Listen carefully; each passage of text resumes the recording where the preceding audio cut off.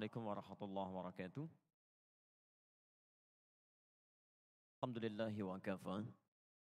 Salatu wassalamu ala rasulillahil mustafa wa ala alihi wa sahbihi wa man wafa amma ba'd. Faya ibadallah, usi nafsi wa iyyakum bitaqwallahi faqad fazal muttaqun. Fala tamutunna illa wa antum muslimun. Faqala ta'ala, ya ayyuhalladzina amanu taqullaha haqqa tuqatih wa la tamutunna illa wa antum muslimun. Saudara-saudariku rahimani wa rahimakumullah. Alhamdulillah, pagi ini kita kembali diberikan kesempatan oleh Allah Subhanahu wa taala untuk menjalani sebagian dari aktivitas kehidupan kita.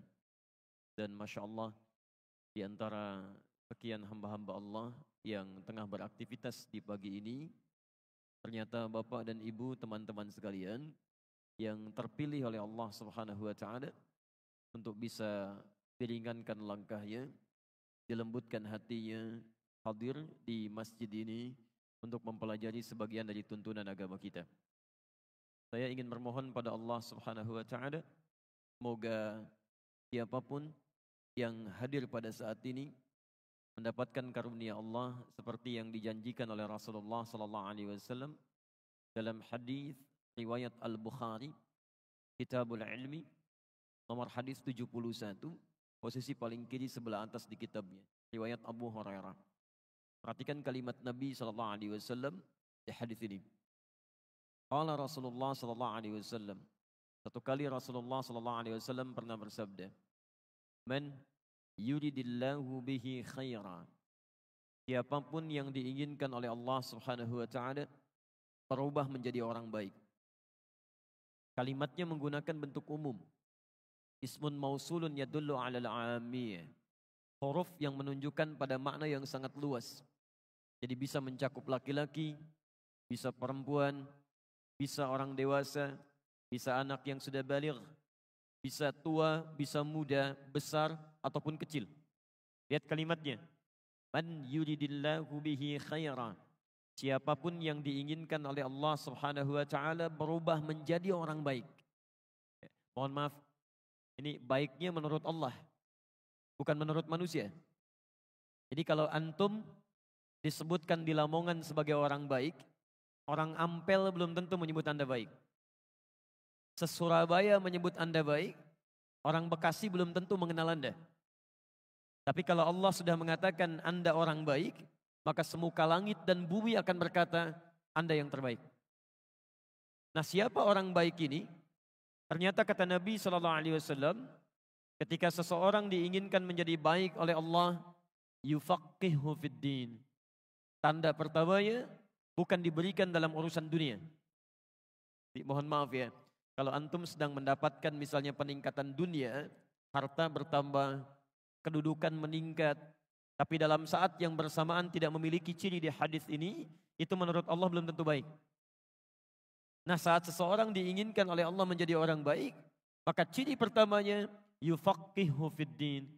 Dibimbing dia, diberikan dorongan, diringankan langkahnya untuk mau mulai memahami tuntunan ajaran agamanya. Jadi Masya Allah, di antara sekian orang yang sibuk, tengah beraktivitas, ternyata Anda yang terpilih oleh Allah Subhanahu wa taala, diringankan langkahnya, hadir di masjid ini untuk memahami sebagian dari ketentuan-ketentuan agama kita. Semoga tanda pertama ini sesuai dengan hadis yang disampaikan bahwa Allah menginginkan kita semua yang berada di sini berubah menjadi orang baik menurut Allah Subhanahu wa taala. Karena itu saya bermohon pada Allah Subhanahu wa taala, semoga siapapun yang hadir di masjid ini saat kita akan memulai kajian diberikan petunjuk oleh Allah Subhanahu wa taala sehingga keluar dari masjid ini sudah berubah menjadi dan memiliki sifat-sifat kebaikan yang ditetapkan dalam hadis tadi. Baiklah, karena waktu kita sangat terbatas, ya, dalam kesempatan pagi ini kita akan coba bahas satu materi yang dimintakan oleh teman-teman panitia kepada kami untuk dikaji, yaitu konsep pendidikan anak dalam Al-Quran dan Sunnah Rasulullah Sallallahu Alaihi Wasallam. Karena kita bicara Al-Quran dan Sunnah, maka saya akan coba keluarkan dulu turunan-turunan konsepnya dalam Al-Quran. Kemudian nanti bagaimana keterangan nabinya terkait dengan ayat-ayat ini. termasuk penjabaran para ulama, baru di situ kita berikan penjelasan sesuai dengan konteks materi kita saat ini insyaallah. Baik. Saya coba tuliskan dulu, nanti dari situ baru kemudian kita redutkan kembali. Saya ingin pastikan dulu sebentar sebelum kita mulai. Suara saya bisa jelas? Jelas ya. Ada feedback enggak? Tidak ya? Baik. Alhamdulillah. Bismillah. Saya coba cek dulu. Bentar. Terlihat insya Allah? Kelihatan? Belum saya tulis ya. Bagaimana bisa kelihatan? Saya belum nulis apa-apa, bagaimana bisa kelihatan? Insya Allah. Cuma orang Lamongan yang bisa seperti itu ya. Belum ditulis sudah kelihatan. Masya Allah. Alhamdulillah. Baik. Konsep pendidikan. Insya Allah saya nggak hapus ya.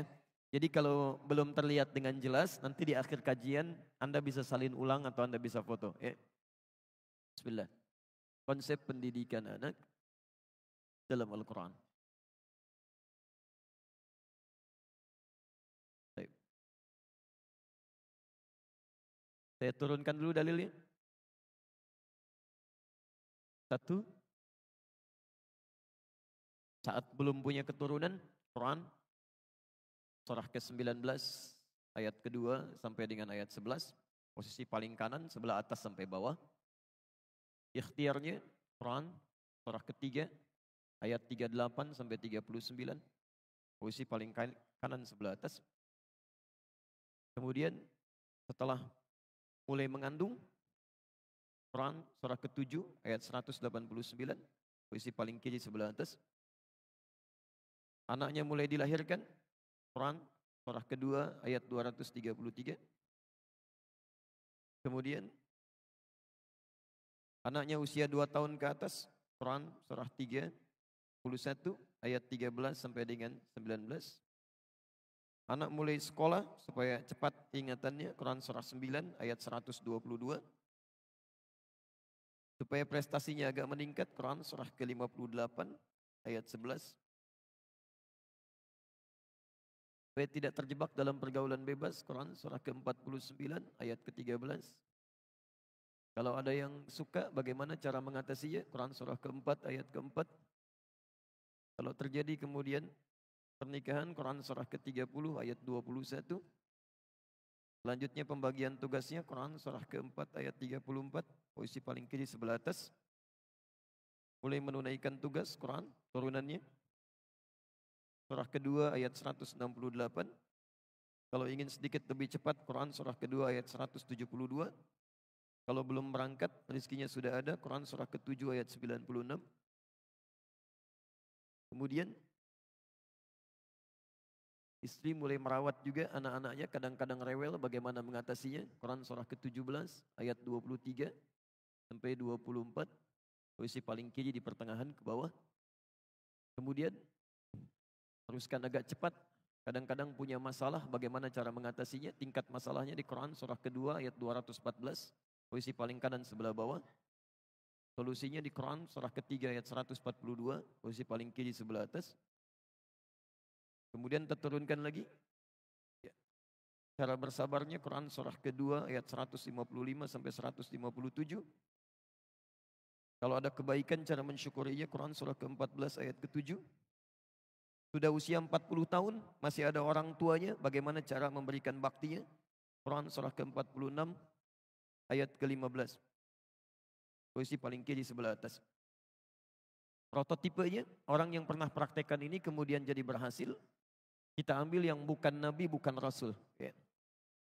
Contohnya, Quran surah ketiga Ali Imran ayat 35 sampai 37. Posisi paling kiri di pertengahan sampai ke bawah. Kalau ini bisa dilakukan, maka ada tawaran untuk ke surga satu keluarga bersama anak keturunannya. Quran surah ke-52 ayat 21. Cara mewujudkannya bisa di Quran surah ke-51 ayat 15 sampai dengan ayat ke-23. Bisa juga Anda ambil surga yang lain, Quran surah ketiga ayat 133 sampai 134. Atau Anda ikuti yang paling puncak, Quran surah ketiga ayat 31. Prakteknya di Quran surah ke-59 ayat ke-7. Pilihannya di Quran surah ke-33 ayat 21. Ini materi kita hari ini insyaallah. Pas sampai ujung. Baik. Jelas sampai sini? Belum ya, belum saya terangkan. Baik, alhamdulillah. Baik, ini materi kita ya. Baik. Ini diantara dalilnya kalau waktunya cukup mudah-mudahan bisa diterangkan sesuai dengan apa yang kita tuliskan. Kalau barangkali waktunya tidak memungkinkan nanti Anda bisa bergabung dengan kajian lain di Akhir TV yang semakna dengan ini atau mudah-mudahan ada kesempatan lain untuk bisa kita teruskan insyaallah. Baik, kita mulai bahasan kita. Bismillahirrahmanirrahim. Konsep pendidikan anak dalam Al-Quran dan Sunnah Rasulullah Sallallahu Alaihi Wasallam. Bagian pertama, Al-Quran ingin memperkenalkan dulu sebelum anak itu dididik, tentunya mesti ada dulu anak yang diharapkan itu. Bagaimana kemudian mengharapkan seorang anak bisa terlahir sesuai dengan ketentuan Allah Subhanahu wa taala sehingga ketika dilahirkan kita bisa memulai proses pendidikan yang kita bicarakan pada saat ini. Baik, kita mulai konsepnya dulu di Quran surah 19 Maryam dari ayat yang kedua sampai dengan ayat yang ke-11 itu. Baik, posisi paling kanan dari atas sampai dengan ke sebelah bawah. Saya mau berikan teorinya dulu sebentar. Bapak dan Ibu sekalian, tolong dipahami dengan baik bahwa nikmat keturunan itu, anak-anak, itu termasuk nikmat yang masuk dalam kategori hak prerogatif Allah Subhanahu wa taala. Jadi yang menentukan hanya Allah. Apakah dia akan cepat terlahir, atau dia lambat, atau laki-laki, atau bahkan perempuan. Kadang-kadang ada yang ingin cepat, menurut Allah mesti lambat. Sesuai dengan maslahat keluarganya. Ada yang ingin lambat, tiba-tiba jadi cepat. Ada yang pengen laki-laki, jadinya perempuan. Ada yang pengen perempuan, lahirnya laki-laki. Ini yang cukup menarik. Konsep itu ada di Quran, surah ke-31 ayat 34. Saya tidak masukkan di sini. Ada 5 hak prerogatif Allah Subhanahu wa taala yang tidak akan pernah diketahui oleh makhluk manapun, termasuk malaikat Jibril yang paling dekat dengan Allah Subhanahu wa taala. Perhatikan kalimatnya. Quran surah 31 Luqman ayat 34.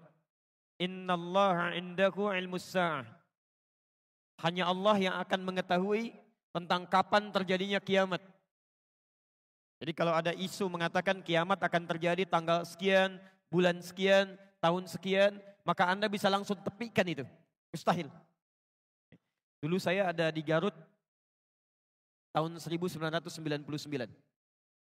Ada isu beredar menyampaikan kiamat akan terjadi tanggal 9, bulan 9, tahun 99. 1999. Masya Allah. Sebagian pasar agak sepi, Pak. Sebagian tempat mulai agak sepi.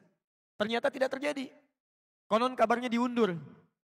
Ya, pada tanggal 2, bulan 2 tahun 2012, ya, tahun 2002. Ternyata nggak kejadian juga gitu ya. Jadi kalau ada isu-isu tentang kiamat, tentang macam-macam, itu mutlak pengetahuannya yang milik Allah Subhanahu wa taala. Jelas di sini? Taib wa yunazzilul ghaits. Dan yang mengatur cuaca. Apakah di sini terjadi hujan atau tidak sama sekali? Di sini terjadi salju, di sini kering, ya, itu hak Allah. Makanya tidak ada kepastian cuaca, yang ada hanya perakiraan cuaca. Tidak ada kepastian, yang ada hanya perakiraan cuaca. Nah, yang ketiga, wa ya'lamu ma fil arham. Dan yang menentukan proses yang terjadi di dalam rahim. Jadi kita nggak bisa pilih. Walaupun Anda berikhtiar, ada metodenya, ini ya, supaya cepat bisa mengandung dan melahirkan. Kalau Allah belum berkehendak, belum bisa terjadi. Ini ya, supaya agak lambat ditahan-tahan kandungan. Kalau Allah tidak berkehendak, tidak akan terjadi. Mengandung ya mengandung. Lahir ya lahir gitu. Antum pengen laki-laki, tiba-tiba bisa jadi perempuan. Nah, yang harus Anda ketahui penting di sini, ternyata nikmat keturunan ini, selain diatur khusus oleh Allah Subhanahu wa taala tentang kadarnya, juga telah ditetapkan oleh Allah berdasarkan maslahat di rumah tangganya. Jadi tidak ditetapkan oleh Allah terlahir seorang anak kecuali akan melengkapi kekurangan yang ada di kedua orang tuanya. Antum mengharapkan perempuan, tiba-tiba lahir laki-laki. Karena yang dibutuhkan untuk melengkapi sifat orang tuanya memang anak laki-laki. Selanjutnya mungkin laki-laki lagi. Selanjutnya bisa perempuan dan seterusnya. Dan hukum ini, tolong garis bawahi, berlaku untuk seluruh kalangan manusia. Tidak peduli apakah dia seorang nabi, rasul, atau manusia biasa sekalipun. Kalau sudah Allah berkehendak, maka akan terjadi sesuai dengan keputusannya. Kita ambil contoh, seorang nabi yang dekat dengan Allah Subhanahu wa taala, yang rajin ibadah, yang takwanya luar biasa, tapi selama hidupnya telah puluhan tahun, ternyata belum mendapatkan anugerah keturunan. Namanya Nabi Zakaria. Kita kenalkan dalam bahasa Al-Quran. Kaf, ha, ya, ain, sad. Dzikru rahmati rabbika abdahu Zakaria. Masya Allah. Allah sampaikan berikut ini kami akan kisahkan tentang seorang hamba Allah Subhanahu wa taala yang punya sifat baik luar biasa, namanya Zakaria. Masya Allah. Antum kenal Zakaria? Kenal Nabi Zakaria? Kenal di mana, Mas? Baik. Apa persoalan Nabi Zakaria? إذ نادى ربه نداء خفيا قال رب إني وهن العظم مني واشتعل الرأس شيبا ولم أكن بدعائك رب شقيا. Masya Allah. Ini maaf, Nabi dekat dengan Allah, orang paling takwa di masanya, sudah berumah tangga puluhan tahun, dilukiskan dalam Al-Quran, maaf, rambutnya sudah memutih, fisiknya sudah letih. Dalam masa ini istrinya divonis secara medis, maaf, tidak mungkin punya keturunan, monofos dan mandul. Jadi istrinya divonis monofos dan mandul, suaminya juga sudah sepuh, ya sudah fisiknya mulai letih, rambutnya sudah mulai memutih, kata manusia mustahil punya keturunan. Sudah ikhtiar kemana-mana, ditetapkan tidak mungkin punya keturunan, puluhan tahun. Pertanyaannya, maaf, apakah Nabi Zakaria mengeluh? Tidak. Apakah Nabi Zakaria protes? Tidak. Apakah beliau putus asa? Tidak. Jadi Anda bisa bayangkan, ada Nabi dekat dengan Allah, orang paling takwa, sudah mulai letih, fisiknya sudah letih, rambutnya sudah memutih, diuji oleh Allah belum punya keturunan, tapi tidak pernah mengeluh kepada Allah Subhanahu wa taala. Tetap berdoa, berikhtiar dan yakin dengan ketetapan Allah Subhanahu wa taala. Sekarang bandingkan dengan kita misalnya. Anda nabi bukan, rasul bukan. Takwanya tidak setaat Nabi Zakaria. Jaminan surga belum ada. Hisab masih menegangkan, amalan masih berantakan. Baru 2 bulan, 3 bulan diuji belum punya keturunan, Anda sudah mengeluh. Dan kadang-kadang mengeluarkan kalimat-kalimat yang tidak pantas kepada Allah Subhanahu wa taala. Di mana kita perbandingannya dengan Nabi Zakaria? Jadi dalam konteks ini, yang pertama, ketika seseorang sudah berumah tangga, kemudian berusaha untuk mendapatkan keturunan, tapi tidak secepat yang dia harapkan, maka di sini Al-Quran turunkan bagaimana ikhtiar yang sabar untuk memohon kepada Allah Subhanahu wa taala. Jelas sampai sini? Baik. Saya teruskan dulu. Sekarang saya berikan kuncinya menurut Al-Quran. Lalu bagaimana kemudian Nabi Zakaria berikhtiar sampai akhirnya nanti mendapatkan keturunan dengan vonis dari manusia sudah nggak mungkin dapat itu. Quran surah ketiga Ali Imran ayat 38 sampai 39, posisi paling kanan sebelah atas di mushaf. Nanti Anda ambil rumus ini untuk diterapkan dalam kehidupan kita ya. Saya agak lambatkan uraiannya. Bismillah. Teman-teman perhatikan kisahnya. Hunalika da'a Zakaria rabbah. Maka di mihrabnya, saya ulang. Di mihrabnya Nabi Zakaria bermohon kepada Allah Rabbnya.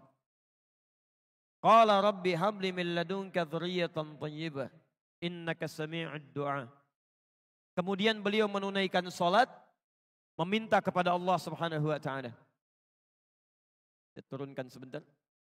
Saya enggak hapus dulu ini ya. Kalau saya hapus barangkali sebagian bagi Anda belum bisa mendapatinya ya. 1. Mihrab. 2. Salat. ketiga, doa. Nanti saya turunkan ayatnya. Perhatikan, fokus. Saat semua orang mengatakan mustahil kamu punya keturunan. Gak mungkin terjadi ini pada kamu. Sudah gak bisa ini. Maka ajaran Quran menyampaikan kepada kita, saat semua makhluk sudah mengatakan ini mustahil, maka tinggalkan semua perkataan makhluk. Mohonlah kepada Allah Sang Khalik yang tidak punya batas dalam kuasanya. Jadi kalau Anda sedang mengalami peristiwa dalam kehidupan dunia, kemudian semua orang mengatakan itu mustahil, tidak mungkin, tidak bisa, itu tanda dari Allah Subhanahu wa taala yang pertama agar meninggalkan semua pendapat manusia dan langsung bermohon kepada Allah Subhanahu wa taala. Ini rumusnya. Baik. Bagaimana cara bermohonnya? Satu, cari satu tempat yang sekiranya bisa lebih mendekatkan diri Anda dengan Allah Subhanahu wa taala. Di Quran itu ada 3 tempat yang dimuliakan. Bila Anda bermohon kepada Allah dan melakukan ibadah di dalamnya, itu akan lebih cepat tersambung dengan Allah Subhanahu wa taala. Saya agak cepat. 1, namanya masjid. Dan kita berada di dalamnya sekarang. Ya, Quran surah kedua Al-Baqarah ayat 114. Quran surah 9 At-Taubah ayat 18. Yang kedua, namanya musalla. Musalla. Quran surah kedua Al-Baqarah ayat 125. Posisi paling kanan di pertengahan. Ke bawah sedikit. Wa idh ja'alna al-baita mathabatan lin-nasi wa amna wattakhidhu min maqami Ibrahim musalla. Yang ketiga, ini yang jarang diungkap. Namanya mihrab. Mihrab. Hati-hati, namanya mihrab.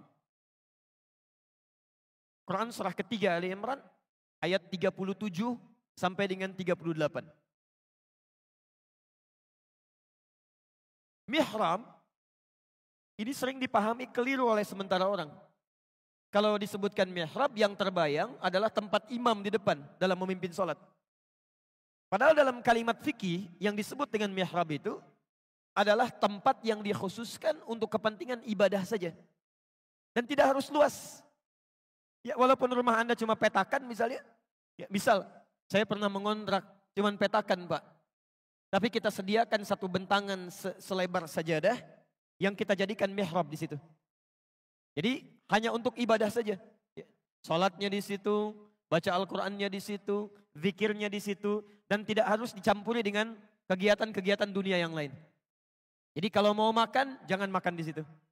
Kalau mau baca Quran, jangan baca di situ. Anda lihat handphone, keluar dari situ. Itu mihrab. Nah kalau Anda punya tempat seperti ini, disebutkan dalam Al-Quran, mihrab itu termasuk satu-satunya tempat yang jika benar Anda miliki dan ibadah di dalamnya, akan mempercepat terkabulnya doa. Akan mempercepat terkabulnya doa. Bahkan rizki Anda yang sulit pun, bila Anda memiliki mihrab khusus untuk ibadah, itu diantara yang tercepat untuk mengantarkan rizki kepada Anda. Seperti nanti saya kisahkan bagaimana seorang Maryam dibuatkan mihrab oleh orang tuanya sampai-sampai rizkinya Allah yang antarkan langsung di situ. Ya, hadir di dalamnya maksudnya. Nah, sekarang Nabi Zakaria divonis tidak mungkin punya keturunan. Mustahil. Maka yang beliau lakukan pertama kali adalah membuat mihrab. Kemudian apa yang dilakukan di situ? Beliau bangkit tunaikan salat dan berdoa memohon kepada Allah Subhanahu wa taala. Dari mana taunya salat kemudian menunaikan doa di sini? Lihat ayat 38 sampai 39-nya. Hunalika da'a Zakaria rabbah. Di mihrabnya Nabi Zakaria menunaikan salat dan berdoa kepada Rabbnya. Qala rabbi habli min ladunka dzurriyyatan thayyibah innaka sami'ud du'a. Ya Allah, hamba mohon ya Allah. Semua makhluk mengatakan hamba tidak mungkin punya keturunan. Sekarang hamba hanya mohon kepadamu saja yang tidak punya batas dalam kuasa. Engkau pasti mendengar doa hamba. Apa yang terjadi? Ini yang paling menarik. Begitu doanya disampaikan kepada Allah, selesai beliau berdoa, salatnya belum selesai. Masih berdiri dalam salatnya. Dalam bahasa Arab, berdiri itu disebut dengan qaim. Qaimun. Artinya berdiri.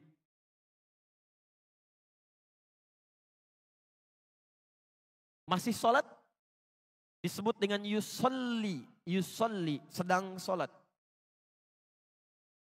Masya Allah. Ini beliau berdoa dalam sholatnya. Belum selesai sholatnya, baru selesai doa, sholatnya masih berdiri. Masih berdiri dalam sholatnya. Tiba-tiba turun malaikat. Ayat 39-nya. Fanadathul malaikatu wa huwa qaimun yusalli fil mihrab. Turun malaikat menyampaikan kepada Nabi Zakaria, mengatakan annallaha yubashshiruka bi Yahya. Allah kasih kabar gembira kepada Anda akan punya keturunan. Bahkan namanya langsung dari Allah, Yahya. Artinya hidup. Yang mustahil menurut manusia. Lahir dari rahim seorang perempuan yang menopos dan mandul bayi yang hidup. Kata Allah enggak ada yang mustahil. Lahir dan hidup dia. Ini poinnya. Dan demi Allah saya katakan, semua nabi dan rasul, bahkan orang-orang saleh, jika punya persoalan dalam hidupnya, dia akan mohon kepada Allah Subhanahu wa taala lewat salatnya. Nabi Musa salat, Nabi Isa salat, ya, bahkan Nabi Ismail salat, Nabi Nuh salat, semua nabi. Jadi kalaupun Anda urutkan dari Nabi Muhammad SAW sampai dengan Nabi Adam, itu semuanya salat kepada Allah Subhanahu wa taala dengan syariat yang berbeda-beda.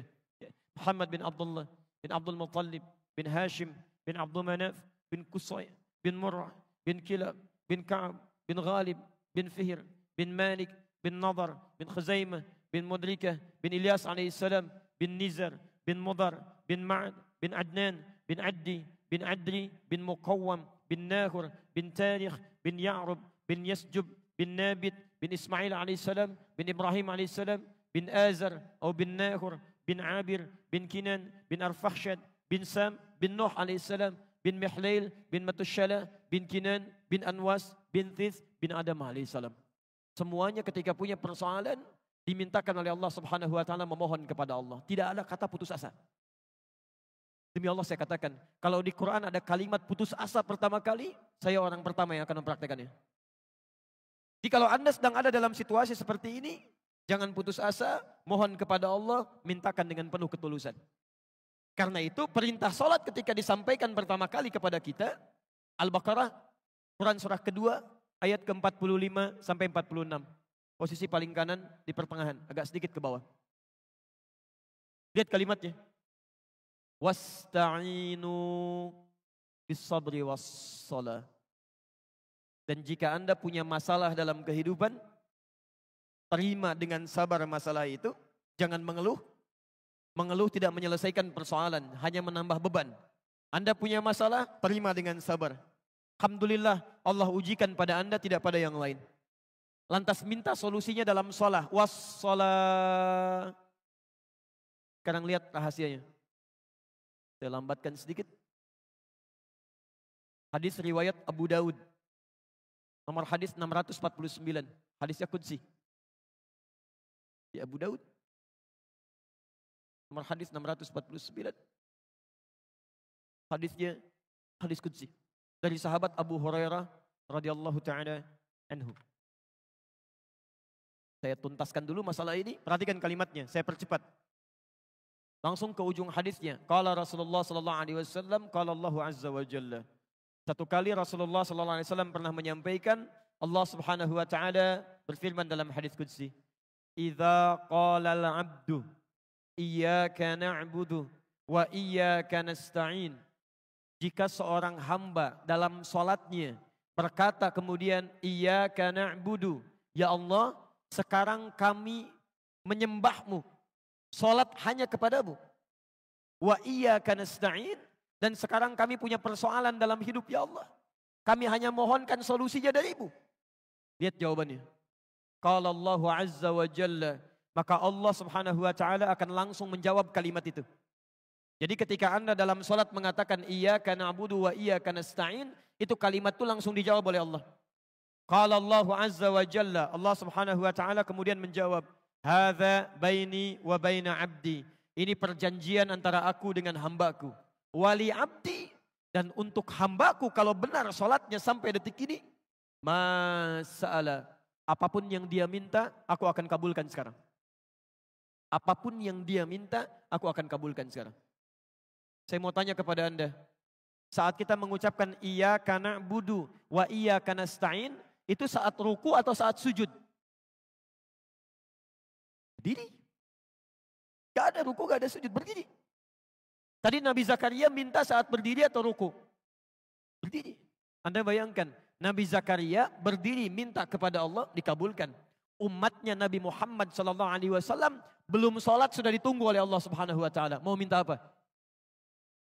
Ini poinnya. Jelas di sini. Jadi bahasan pertama, bagi kita yang ingin berikhtiar mendapatkan keturunan yang diberikan oleh Allah Subhanahu Wa Taala, tidak mengenal kata putus asa di sini. Mohonkan kepada Allah, ikhtiar dengan baik dan anugerah insya Allah diberikan. Jelas di sini? Boleh saya hapus yang ini? Baik. Saya hapus dulu ya. Alhamdulillah. Ini kedatangan saya pertama kali di Nambia, di Lamongan, dan saya masih konsisten. Alhamdulillah ya. Datang sendiri, terangkan sendiri, tulis sendiri, saya hapus sendiri ya. Antum lihat aja. Fokus aja. Baik. Sekarang Anda nanti lihat fasenya sedang ada di mana maksud saya. Kalau fasenya masih di yang pertama, Anda keluarkan amalannya. Sekarang fase yang kedua. Istri mulai mengandung. Alhamdulillah. Istri mulai mengandung. Quran surah 7 ayat 189. Jadi yang tadi baru berikhtiar, sekarang ikhtiarnya sudah melahirkan hasil. Alhamdulillah. Kalau bisa jangan dihapus semua dulu. Baik.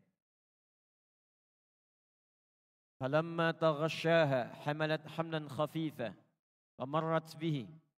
Falamma athqalat da'awallaha rabbahuma la in ataitana salihah lanakunanna minasyakirin. Maka tatkala suami istri itu mulai bergaul, berhubungan seksual, tibalah saatnya istrinya mulai mengandung. Dari kandungan yang ringan bertahap, sampai kemudian kandungannya mulai berat ke fase persalinan. Nah, tolong garis bawahi, di sini topik kita akan dimulai. Di sini topik kita akan dimulai. Ternyata konsep pendidikan anak tidak dimulai saat anak dilahirkan, tapi menurut Al-Quran justru bahkan dimulai sejak anak dalam kandungan. Fase pertama, fase kandungan.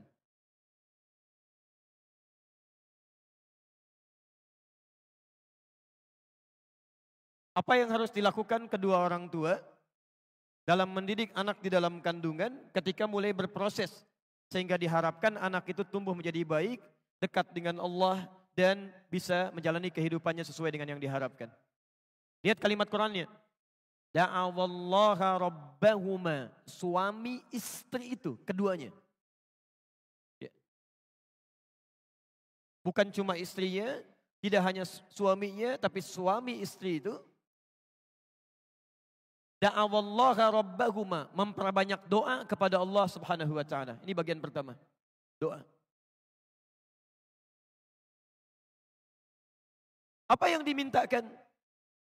Dalam ayat ini satu kalimat. La in ataitana salihah. Ya Allah, bila pun mohon ya Allah engkau berkenan menganugerahkan kepada kami anak yang soleh yang akan dilahirkan ini. Jadi pendidikan pertama dalam Al-Quran, ketika fase dalam kandungan, Quran mengatakan perbanyak oleh orang tuanya doa-doa permohonan kepada Allah agar yang terlahir menjadi anak yang soleh. Doa anak soleh.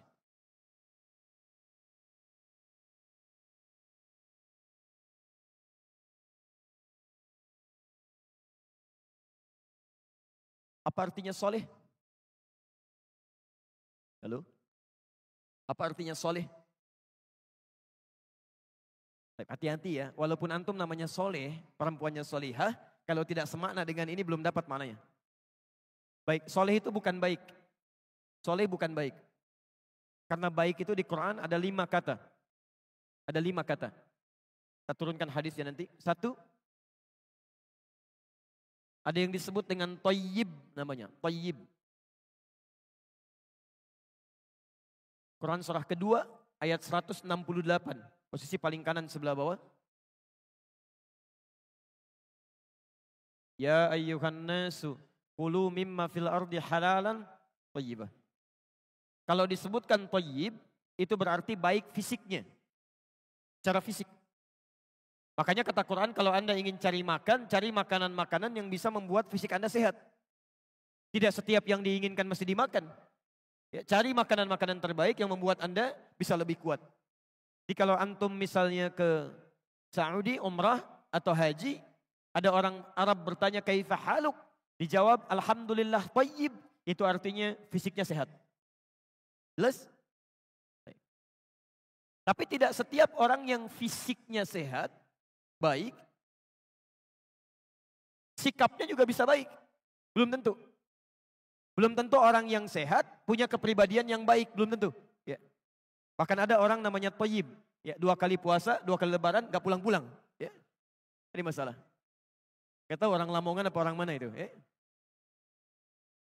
Nah, kalau kemudian sikapnya ingin juga menjadi baik, ya punya sifat-sifat yang baik, dimulai dari sifat dulu, maka berubah katanya dari thayyib menjadi khair.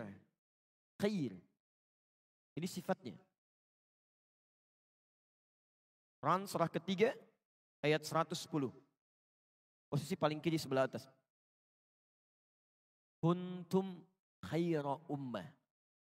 Anda itu umat terbaik. Punya sifat-sifat yang baik. Jadi kalau ada orang jujur, kita lebih jujur dibandingkan dengan dia. Kalau ada orang sabar, kita lebih sabar. Kalau ada orang tawadu, kita lebih tawadu. Jadi kalau ada orang-orang muslim, sifatnya lebih buruk dibandingkan dengan non-muslim, ada yang salah dengan keislamannya. Ini khair. Kalau sifat ini sudah berubah menjadi sikap. Ya. Sabar itu sifat. Dicela orang lain Anda tidak membalas, itu sikap namanya. Maka berubah dari khair menjadi ma'ruf. Ma'ruf. Quran surah ketiga Ali Imran ayat 104. Posisi paling kanan di pertengahan. Wal takum minkum ummatun yad'una ilal khair wa ya'muruna bil ma'ruf. Ini sikap. Ketua MUI sekarang Kiai Haji Ma'ruf Amin punya sikap-sikap yang baik dalam kehidupan. Sikap. Tapi maaf, jangankan orang beriman, yang belum beriman pun bisa punya sikap yang baik dengan orang di sekitarnya. Antum pernah lihat non-muslim baik? Yang bantu orang, yang bangun jalan, ada kan ya? Maka untuk membedakan antara orang beriman dengan yang belum beriman, sikap kebaikan ini mesti ada perbedaannya.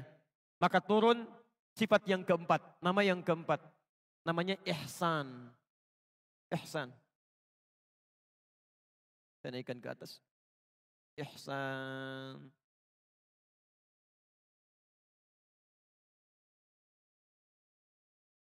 Apa itu ihsan?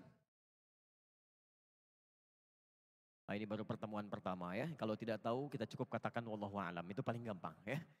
Malaikat ditanya, qalu subhanaka la ilma lana illa ma 'allamtana. Sahabat ditanya, wallahu taala alam. Antum bukan malaikat, bukan sahabat. Ditanya, tahu. Enggak ditanya, bengong. Masya Allah. Antum maunya apa sebetulnya? Mudah-mudahan sehat ya. Baik, apa itu ihsan? Baik, gak usah ngarang ya, gak usah ngarang. Pelajaran mengarang cuma ada di bahasa Indonesia. Di sini tidak ada. Keterangan terbaik tentang ihsan ada di hadis Nabi SAW. Antum kalau punya kitabnya, lihat Sahih Muslim. Sahih Muslim. Di bab Muqaddimah. Hadis nomor ke-8. Posisi paling kiri sebelah atas. Kalau punya kitabnya, lihat di jilid yang pertama. Bab Muqaddimah ini. Hadis nomor ke-8. Dari Umar bin Khattab. Kalau tidak punya kitabnya, cari Al-Arba'in. Lebih sedikit lagi. Hadis nomor kedua. Kalau tidak punya juga, saya bacakan sekarang. Ya. Lihat kalimatnya. Al-ihsanu an ta'budallaha ka'annaka tarahu fa illam takun tarahu fa innahu yaraka. Ihsan itu Anda menjadikan segala kebaikan sebagai ibadah karena Allah Subhanahu wa taala. Jadi bedanya orang beriman dengan orang yang belum beriman, mohon maaf.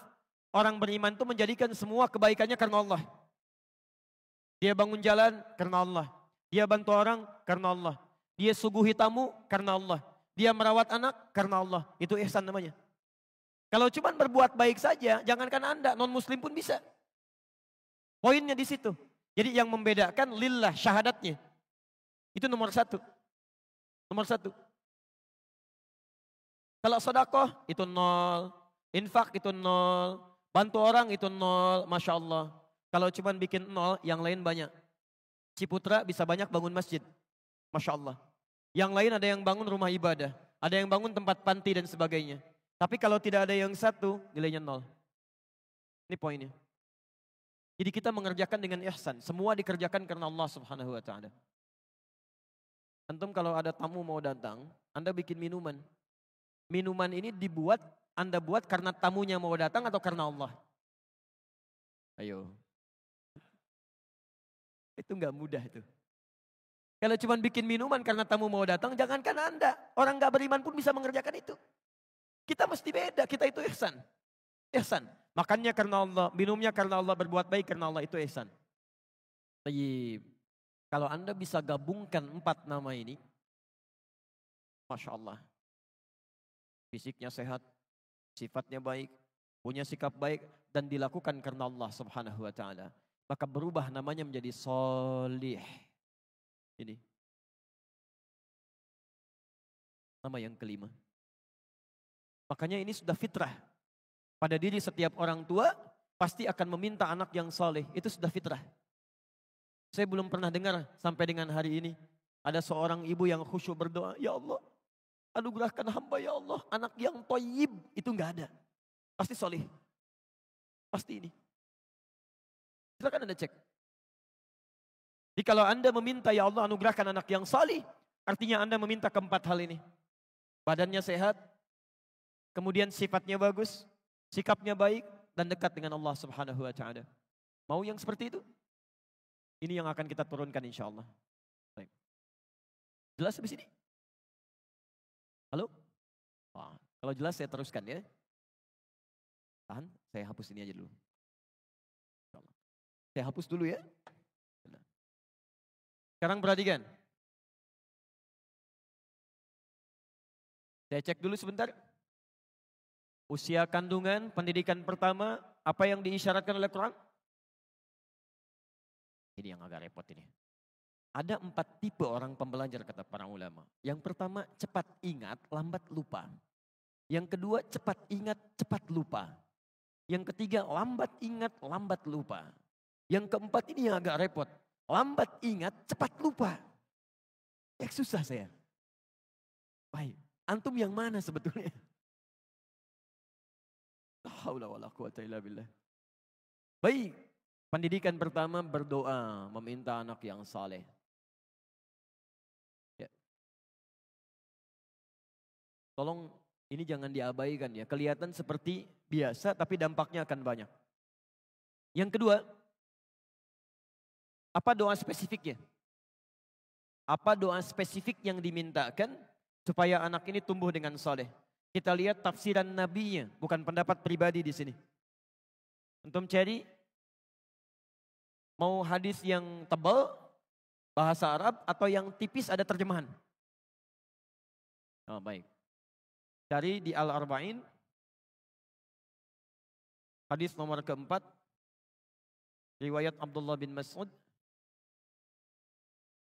radhiyallahu ta'ala anhu, posisi paling kiri sebelah atas. Saya bacakan hadisnya. Nanti kalau sedang ada yang mengandung, khususnya nanti sebelum 4 bulan dengan di atas 4 bulan itu agak berbeda doanya. Saya bacakan hadisnya. Bismillah. Qala Rasulullah sallallahu alaihi wasallam wa huwa as-sadiqul masduq. Satu kali Rasulullah sallallahu alaihi wasallam pernah bersabda, sedangkan beliau orang yang selalu benar dan dibenarkan oleh orang lain. Inna ahadakum yujma'u fi batni ummihi arba'ina yawman nutfah. Sungguh setiap anda itu, setiap anak cucu Adam akan dihimpun di perut ibundanya dengan berproses. 40 hari pertama berbentuk nutfah. Campuran antara spermatozoa dengan ovum. Baru bercampur, berproses. Thumma yakunu mithla dhalika 'alaqah. 40 hari yang kedua berbentuk alaqah. Zighat yang mulai menempel di dinding rahim. Thumma yakunu mithla dhalika mudirah. 40 hari ketiga, usia 4 bulan, sudah berbentuk mudirah. Saya pernah mengamati di fakultas kedokteran, itu istilahnya pun sama, menggunakan istilah hadis. Mudirah. Ya, sebentuk daging kunyahan yang mulai ada bentuknya. Tayyib, ini yang menarik. Thumma yursalu ilaihil malak fayanfukhu fihi roh. Dalam usia 4 bulan inilah kemudian diutus malaikat untuk meniupkan rohnya dengan izin Allah subhanahu wa ta'ala. Dimohon sebesar-besarnya, kalau ada yang tengah mengandung atau dalam proses kandungan, sudah masuk pada usia 4 bulan, itu artinya rohnya sudah ditiupkan. Nah, dalam usia 4 bulan ini, kemudian wa yu'maru bi katsbi arba'in.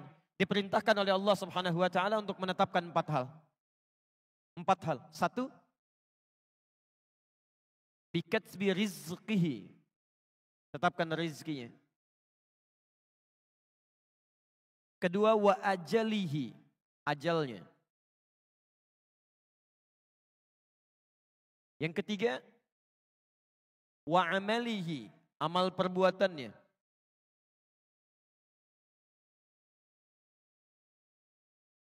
Dan yang keempat, as-sa'idun huwa am syaqiyun. Apakah bahagia hidupnya atau dia nestapa? Bahagia dan sengsaranya. Yang 2 pertama ini disebut dengan qadar. Yang 2 terakhir disebut dengan takdir. Ini perbedaannya. Fokus. Kalau qadar itu artinya ketetapan Allah yang ditetapkan tanpa campur tangan makhluk dan tidak ada ikhtiar di situ. Pokoknya sudah begitu. Dari lahir sampai dengan meninggal, ikhtiar kita tidak akan merubah itu. Misal ajal. Ya. Ajal itu batas akhir kehidupan kita. Misal, saya tarik dari 0 sampai 63 tahun misal. Ada yang sampai ajalnya 63 tahun. Ada yang sampai 60 tahun. Ada yang cuma 6 tahun. Ada yang cuma 3 tahun. Bahkan ada yang cuma 3 hari. Kalau sudah sampai di batas ajal ini, maka sudah selesai kehidupannya. Gak bisa nambah, gak bisa dikurangi. Quran surah 7 ayat 34. Idza jaa ajaluhum la yastakhiruna sa'ata wa la yastaqdimun. Kalau sampai di batas ini, maka tidak bisa dia memajukan atau dia mundurkan. Nah, ketetapan sampai meninggal ini, itu tidak bisa dirubah oleh apapun. Termasuk oleh doa. Di Anda berdoa sekhusyuk apapun, tidak akan pernah menambah batas ajal Anda. Paham sampai sini? Baik. Yang ini disebut dengan takdir. Takdir itu ketetapan Allah yang dikukuhkan berdasar ikhtiar makhluk. Jadi ada ikhtiar di situ. Ada ikhtiar. Azan berkumandang, Allahu Akbar, Allahu Akbar. Anda bisa punya pilihan. Mau ke masjid menunaikan sholat, atau teruskan melakukan aktivitas dunia. Itu ikhtiar Anda. Begitu Anda tetapkan mau ke masjid misalnya, menjemput hidayah Allah, Anda berangkat ke masjid, maka ditetapkan bagian pahalanya. Itu yang disebut dengan takdir. Tapi kalau Anda mengabaikan petunjuk Allah, lalu Anda mencari kebutuhan dunia, maka ditetapkan bagian dari konsekuensi dunianya. Bisa menjadi dosa, bahkan bisa menjadi bagian hukuman untuknya. Paham sampai sini? Itu yang disebut dengan takdir. Nah, mohon maaf, ini usia 4 bulan akan ditetapkan oleh Allah Subhanahu wa ta'ala. Bagaimana tentang qadarnya? Termasuk juga dengan kemampuan untuk memilih takdirnya. Ini poinnya. Maka orang tua dalam fase kandungan saat anak usia 0 sampai 4 bulan itu, kalau sudah diketahui dia mulai mengandung, maka mohonkanlah kepada Allah Subhanahu wa ta'ala agar 4 hal ini ditetapkan oleh Allah dalam suasana yang baik. Minta. suami istri. Ya Allah, mohon ya Allah, anugerahkan kepada anak hamba ya Allah, anak kami rizki terbaik dalam hidupnya. Jauhkan dari yang haram ya Allah, dekatkan dengan yang halal ya Allah. Teguhkan hatinya untuk menjemput yang halal dalam hidupnya, rizkinya. Ya Allah mohon ya Allah, berapapun ajal yang telah Engkau tetapkan bagi anak hamba nanti ya Allah, mohon. Jadikan setiap detik dalam kehidupannya, setiap delik usianya, sebagai kebaikan-kebaikan yang mendapatkan pahala dari sisimu. Ya Allah mohon ya Allah, bimbing dia untuk selalu mengerjakan amal-amal yang soleh, meninggalkan perbuatan-perbuatan buruk. Mohon ya Allah, jadikan hidupnya penuh dengan kebahagiaan dan jauh dari segala nestapa dan kesengsaraan hidup. Ini 4 hal. Sebelum masuk usia 4 bulan. Jelas di sini? Ini sunnah. Ini sunnah. Yang mohon maaf, sampai hari ini jarang memasyarakat di tengah-tengah komunitas kita. Ini poin yang sangat penting. Kadang-kadang sangat menentukan. Baik. Usia 4 bulan ke atas, konsep pendidikannya tidak hanya tercukup kepada doa, meminta anak yang soleh, tapi juga sifat soleh dalam doa ini, awas hati-hati ya, mesti dipraktekkan dalam bentuk ikhtiar. Tolong garis bawahi konsep ini ya. Doa itu tidak cukup dimohonkan kepada Allah, tapi harus disandingkan dengan ikhtiar yang mewujudkan doa yang dimohonkan. Misal,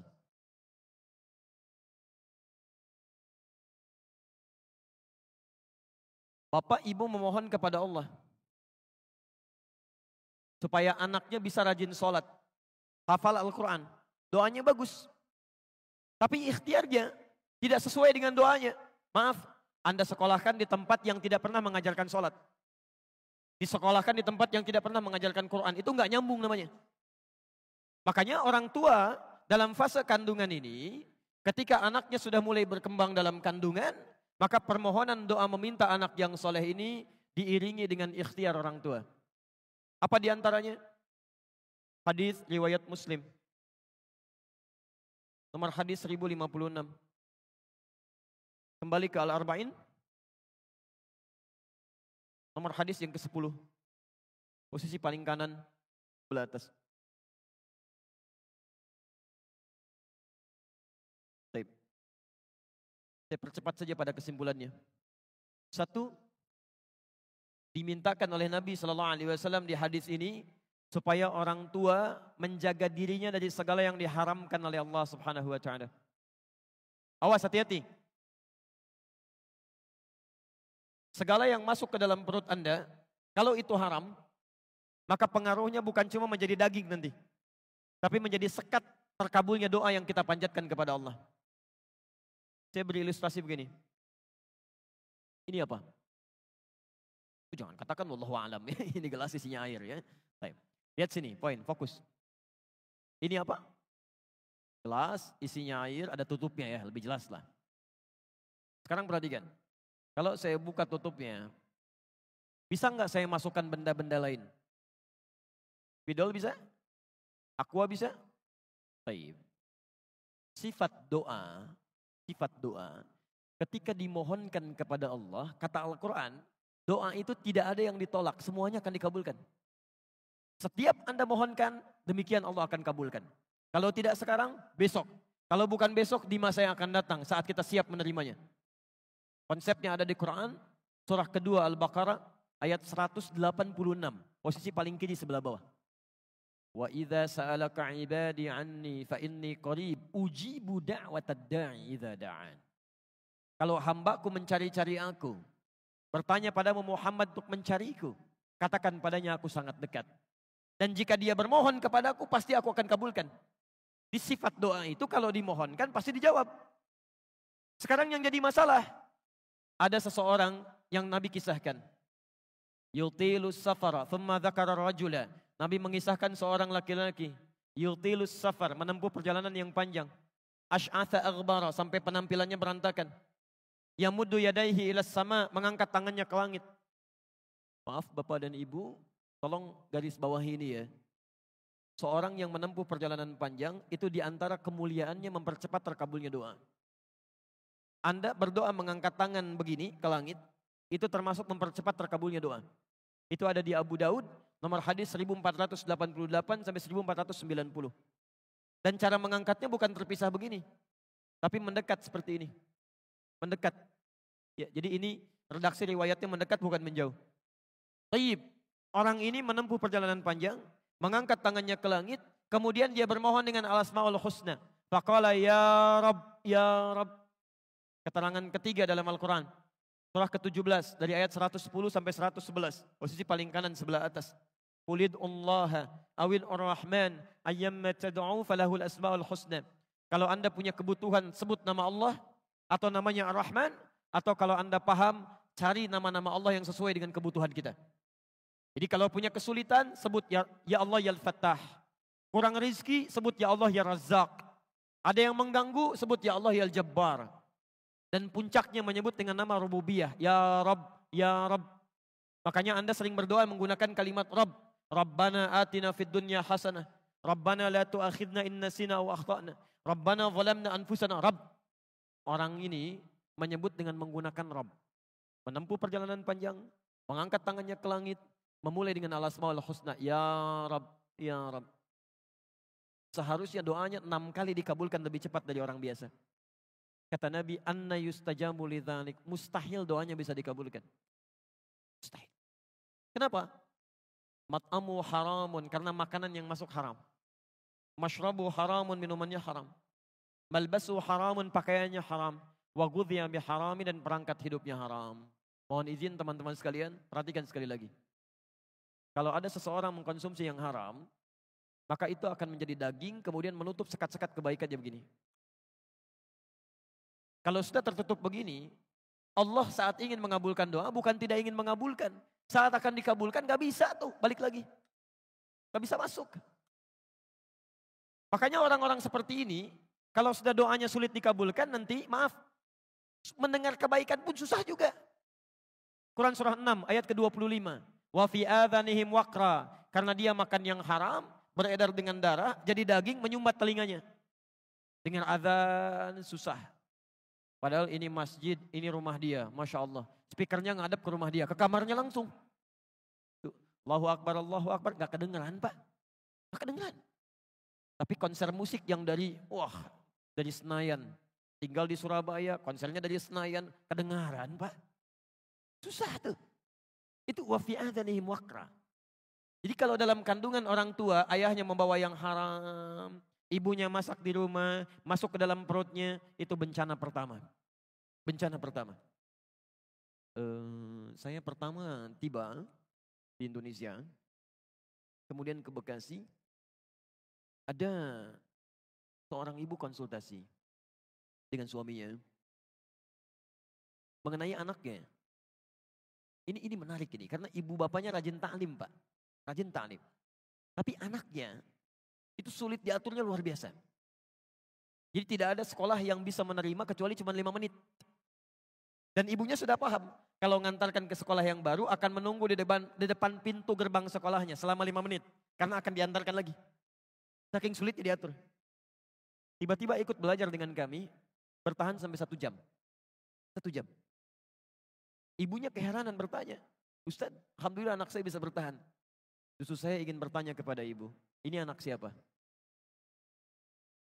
Karena mustahil orang tua yang saleh kemudian turun kepada karakter anak yang berbeda. Ya, saya masuk dengan bahasa yang halus, ini Ananda punya kepribadian yang berbeda dengan orang tuanya. Bisakah ibu dan bapak cerita? Ternyata Allahu Akbar, benar itu anak kembar yang dilahirkan lewat rahim perempuan yang lain.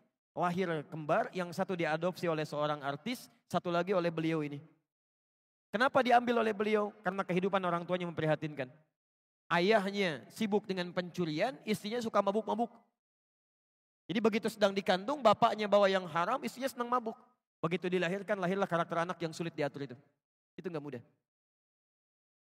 Ya. Bukan hiperaktif, tapi keluar dari batasan yang normal. Ya. Karena hati-hati, hiperaktif itu belum tentu jahat, belum tentu nakal. Belum tentu tidak baik. Bahkan bisa jadi tanda pintar yang pertama. Saya turunkan dulu ya. Jadi ini, suami mulai mencari rezeki yang halal. Lalu yang kedua, mulai meningkatkan amal saleh. Ini. Dan saya berhenti di sini dulu. Satu, berdoa. Dua, cari rezeki yang halal. Ketiga, mohon maaf, dalam usia kandungan khususnya 4 bulan, 5 bulan sampai ke persalinan, suami istri mulai meningkatkan amalan solehnya. Yang tadinya jarang tahajud, sekarang mulai tahajud. Yang jarang baca Al-Quran, sekarang mulai baca Quran. Ya? Yang jarang kemudian tilawah, sekarang tilawah. Baca tafsir, sering berzikir. Itu Masya Allah. Saat putra kami di usia-usia seperti ini, dalam kandungan, kita datang untuk konsultasi mengenai keadaan janin pada dokter perempuan di Ciputat pada saat itu. Anda tahu apa yang disampaikan dokter ini? Pak, ini kami sudah ada pertemuan dokter-dokter muslim se-Asia. Disimpulkan ternyata ada pengaruh positif yang langsung sampai kepada janin anak yang dikandung dari peningkatan amal soleh kedua orang tuanya. Dan di Malaysia pernah diuji ketika seorang anak dalam kandungan dibacakan Al-Quran langsung khususnya oleh ibunda atau ayahandanya, itu Masya Allah berubah posisi janinnya menjadi bersujud, jadi berputar begini. Itu langsung. Itu dokter yang menyampaikan. Kalau orang biasa mungkin bisa saya dengarkan, saya tinggalkan. Ini dokter. Lalu kami coba praktikkan pada anak kami. Anak yang pertama. Ya, kita coba mulai tingkatkan amal saleh, baca Al-Quran. Sampai kami beli speaker aktif.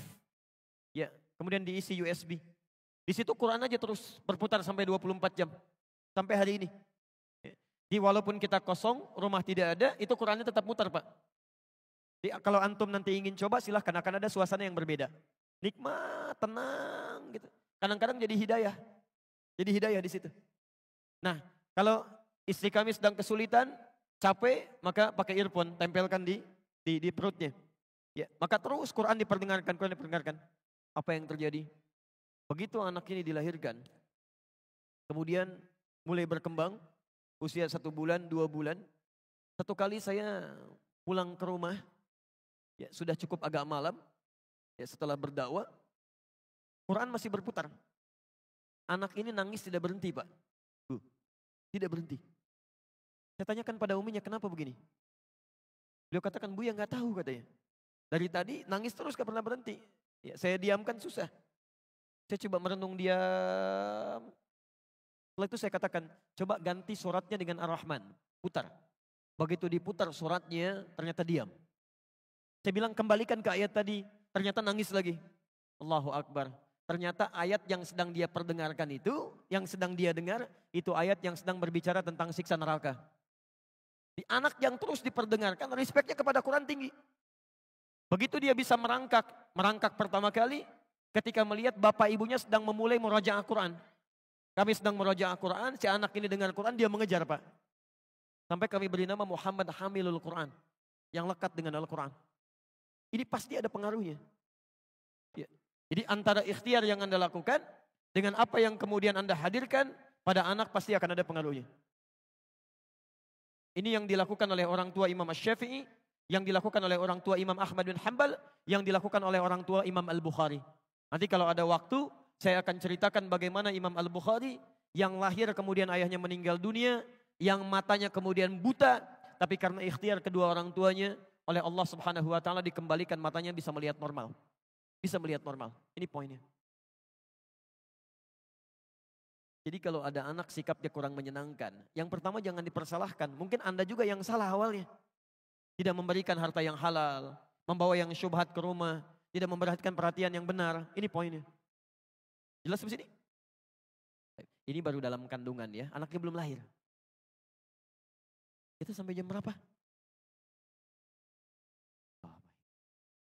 Gak apa-apa. Antum silakan sampai sore, saya zuhur pulang.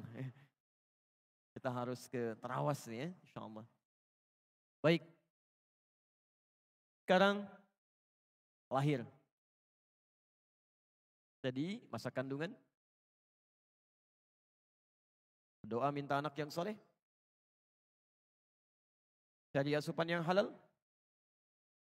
Tingkatkan amal soleh.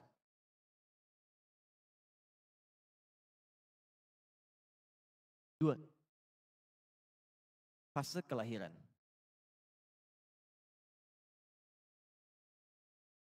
Quran surah kedua ayat 233, posisi paling kanan sebelah bawah.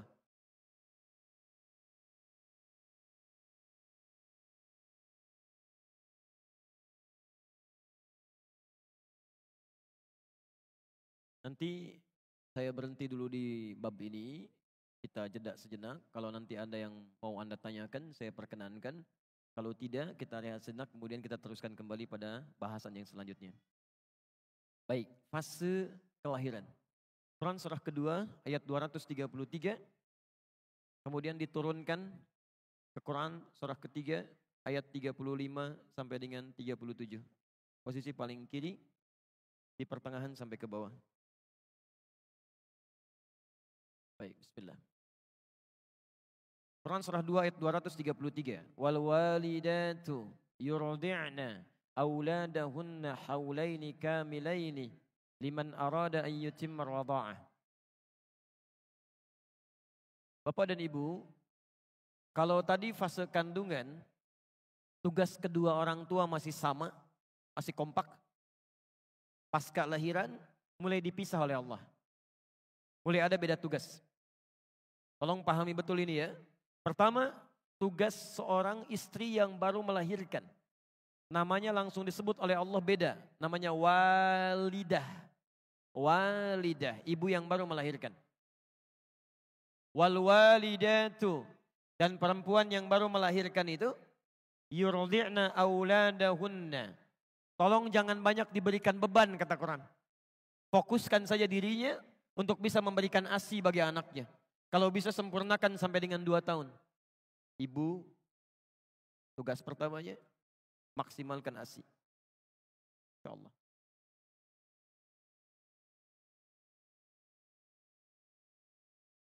Masya Allah. Anak lahirnya bersih, suci, maka makanan pertamanya pun Allah inginkan makanan yang paling suci. Yang langsung mengalir dari ibundanya. ASI.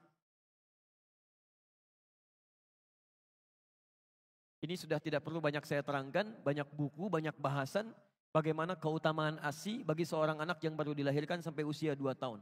Ya, jadi ini sudah ada dalilnya, orang barat banyak mempraktikkan, dan saya baru dapat kabar sebelum ke Jawa Timur bahwa di Amerika begitu bayi dilahirkan itu wajib harus diberikan ASI dulu. Dalilnya kita yang punya.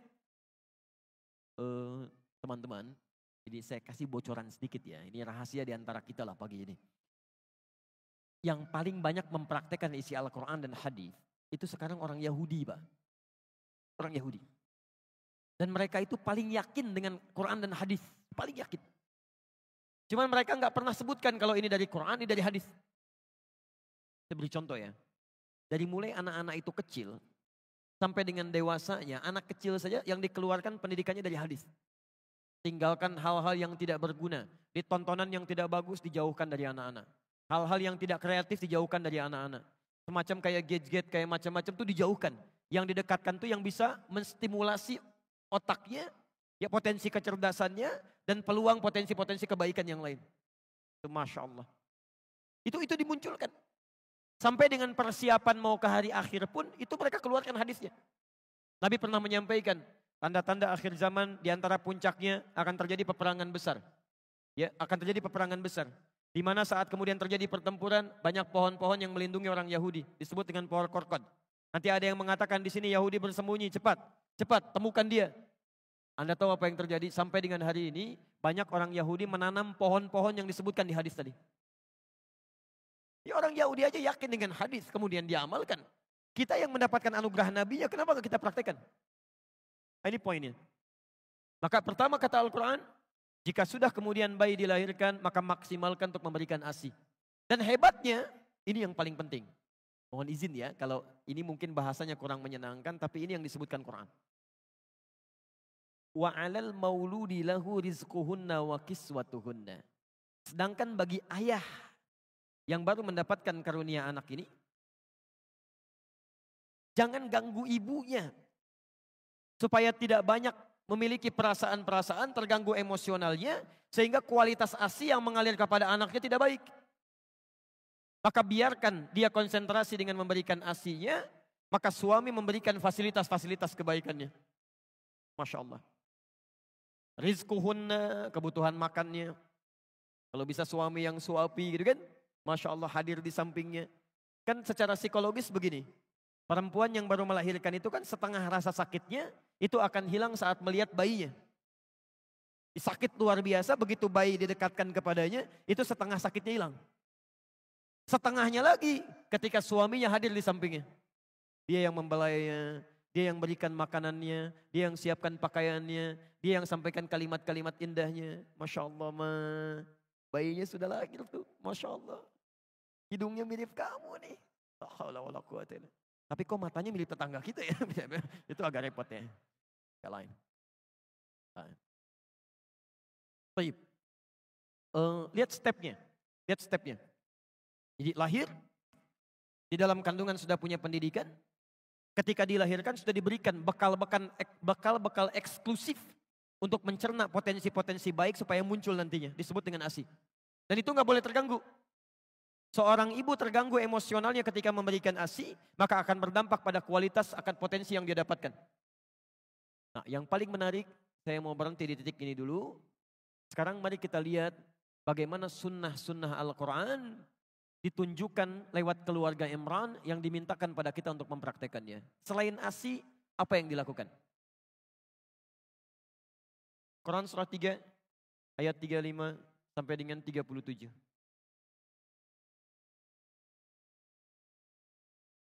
Barangkali kebanyakan anak-anak kita ada di fase ini nantinya. Baik. Ayat 35 itu yang tadi sudah saya ulas. Idz qalat imra'atu Imran, "Rabbi inni nadzartu laka ma fi batni muharraran fataqabbal minni. Innaka sami'ud du'a." Ya Allah, saya bernazar anak yang saya kandung ini menjadi anak yang soleh dekat denganmu ya Allah. Saya mohon jadikan dia anak yang dekat denganmu. Jadi mohon izin Bapak dan Ibu sekalian, sekali lagi, setiap anak yang dikandung mohonkan kepada Allah. Dan bagian keduanya di ayat ini, tolong spesifik minta, anak ini mau direncanakan jadi apa? Jadi Anda harus punya planning. Misal, anak pertama itu jadi penghafal Quran. Masya Allah. Anak kedua, tafsirnya. Masya Allah. Anak ketiga, hadisnya misalnya. Anak keempat, fikihnya. Wah, ini kalau dikabulkan oleh Allah Subhanahu wa taala indah sekali. Begitu punya persoalan, nah anak pertama apa ayatnya? Ini Abi, Masya Allah. Adik hadisnya apa? Ini Abi, Masya Allah. Tafsirnya apa kakak? Ini Abi, Masya Allah. Hukum fikihnya apa? Ini Abi. La haula wala quwata illa billah. Namira pokoknya kosong nggak ada pengajian. Habis nih. Ini indah. Yang Anda mulai rencanakan. Nah sekarang ayat 36-nya. Selain sunnah yang ini, teruskan. Falamma wada'atha, tatkala bayinya dilahirkan, qalat rabbi inni wada'tuha untha. Kemudian orang tua mulai berdoa lagi kepada Allah Subhanahu wa taala setelah menerima tentang kelahiran ini, baik laki-laki atau perempuan. Hannah pernah berkata, ya Allah, yang lahir perempuan ya. Dijawab oleh Allah, wallahu a'lamu bima wada'at wa laysa dzakaru kal untha. Allah lebih paham tentang yang dilahirkan untuk kemaslahatan kamu. Perempuan pun punya keistimewaan yang tidak dimiliki oleh laki-laki. Jadi ini adab, kalau sudah dilahirkan terima. Baik laki-laki atau perempuan, itu yang terbaik. Jangan mengeluh. Jelas ya? Baik. Apa yang dilakukan? Kemudian, wa inni sammaituha Maryam. Selanjutnya, mulai beri nama dengan nama yang terbaik. Cari nama-nama yang baik. Awas hati-hati. Ada banyak sahabat dan sahabiyah yang namanya diganti oleh Rasulullah SAW karena mengandung unsur yang tidak baik di dalamnya. Abu Hurairah namanya Abdurrahman, asalnya Abdus Syams. Ketika datang masuk Islam langsung diganti namanya oleh Nabi. Jangan Abdus Syams, ganti jadi Abdurrahman. Baik. Ada perempuan namanya Su'ah, si jelek, diganti oleh Nabi enti Jamilah, ganti jadi Jamilah. Dicari nama-nama yang terbaik di situ. Ya. Dan hati-hati. Jangan sampai ada nama anak-anak misalnya, bahkan ketika diberikan nama tanpa disadari, itu nama-nama yang tidak disukai oleh Allah Subhanahu wa taala. Misal nama-nama setan, ya. Hati-hati. Khanzab nama setan, Dasim nama setan, hati-hati. Kemudian Misut nama setan, Walhan nama setan. Atau saya sebutkan dulu barangkali ada yang mirip-mirip langsung ganti ya, begitu pulang. Awas hati-hati ya, nama-nama yang tidak baik cepat tinggalkan. Berikan nama yang terbaik di sini. Dan ini yang paling penting. Ingat, nama itu bagian dari doa bagi yang bersangkutan. Jangan bercanda dengan nama, kasihan. Saya lihat KTP beberapa orang Indonesia pernah menerima di media sosial, itu Masya Allah. Ada yang namanya karena bapaknya senang lawakan, anaknya dinamakan Warkop DKI gitu kan. Ada yang dinamakan dengan tokoh-tokoh yang kontroversial. Kasihan, karena yang akan membawa beban dari nama itu anaknya, bukan orang tuanya. Jelas ya? Teruskan. Berikan nama, ini, kasih nama. Wa inni u'idzuha bika wa dzurriyyataha minasyaitonir rajim. Ini yang jarang dilakukan. Sejak anak dilahirkan, langsung bermohon kepada Allah Subhanahu wa taala agar dia dijauhkan dari setan. Ada setan khusus yang menggoda anak dari mulai lahir, namanya Ummu Sibyan. Ya. Berdoa supaya dijauhkan dari setan.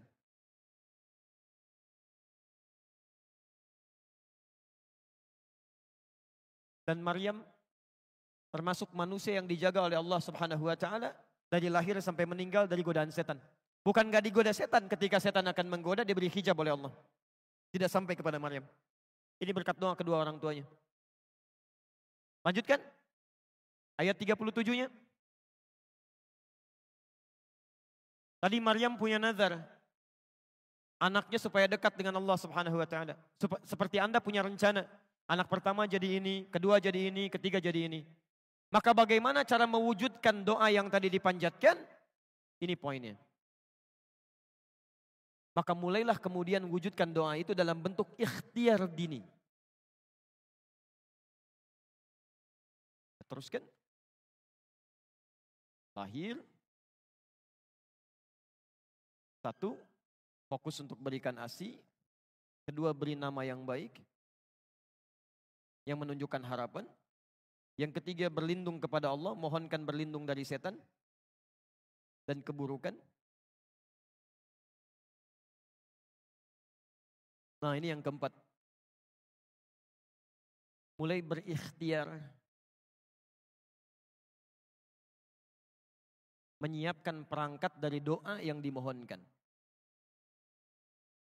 Lihat ayat 37-nya. Imran dengan Hannah, bukan nabi, bukan rasul, bernazar kepada Allah supaya anaknya menjadi anak yang salihah, dekat dengan Allah Subhanahu wa taala. Bukan cuma doa. Setelah berdoa kepada Allah, maka beliau berikhtiar. Dicari guru terbaik yang bisa membimbing anaknya dekat dengan Allah. Maka dipilihkanlah guru terbaik di zamannya Nabi Zakaria. Dipilih guru. Tidak hanya guru. Ditempatkan di tempat terbaik yang mendekatkan dengan Allah Subhanahu wa taala. Dibuatkan mihrab. Perhatikan. Doa ada, ikhtiar ada, dipilihkan gurunya, ada tempatnya. Ketika semua ini sudah disiapkan, apa yang terjadi? Turunlah jawaban langsung dari Allah Subhanahu wa taala. Ayat 37-nya. Fataqabbalaha rabbuha biqabulin hasanin wa ambataha nabatan hasana. Ketika semua diikhtiarkan dengan semua ini, maka turun jawaban dari Allah. Saya terima, kata Allah, semua ikhtiar ini. Kalau Allah sudah terima semua ikhtiar orang tua, maka Allah langsung yang akan memperhatikan anak yang dimaksudkan. Dari mulai tumbuhnya sampai dengan meninggalnya. Saya mau tanya kepada Anda ya. Anda orang tua, alhamdulillah, ibunya mengandung 9 bulan lebih. Kemudian dilahirkan, Anda bekerja keras, dirawat di rumah. Saat dia mulai sekolah, apakah Anda bisa memastikan kalau anak Anda bisa menyentuh makanan yang baik? Bertemu dengan teman yang baik? Mendapatkan perawatan yang baik? Belum tentu.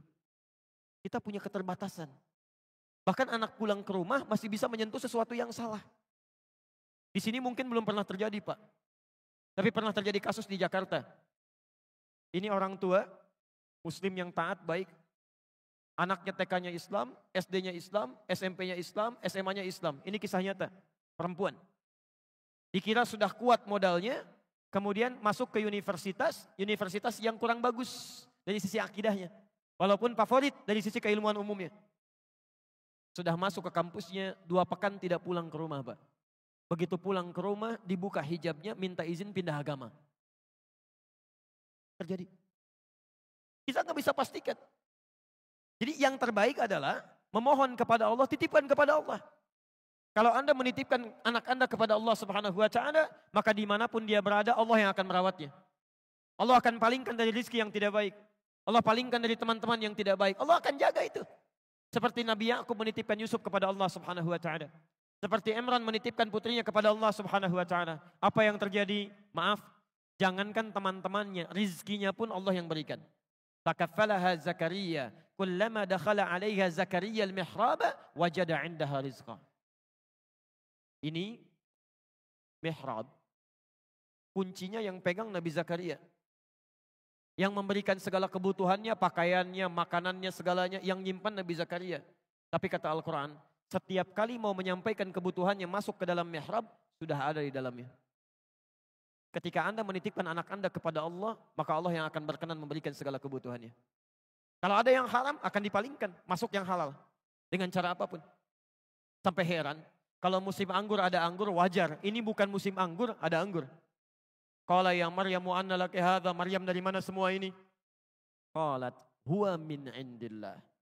Ketika anak didekatkan dengan Allah Subhanahu wa Ta'ala, maka yang meluncur dari lisannya, yang dilihat oleh matanya, yang didengar oleh telinganya sampai ke ujung kakinya, itu lillah. Karena Allah Subhanahu wa Ta'ala. Ya, maka mulai hari ini silahkan Anda boleh punya cita-cita.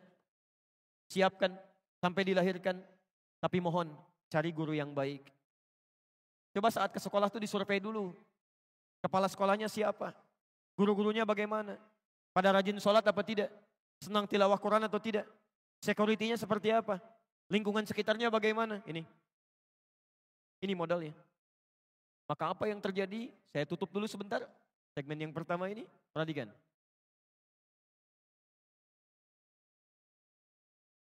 Jadi orang tuanya namanya siapa?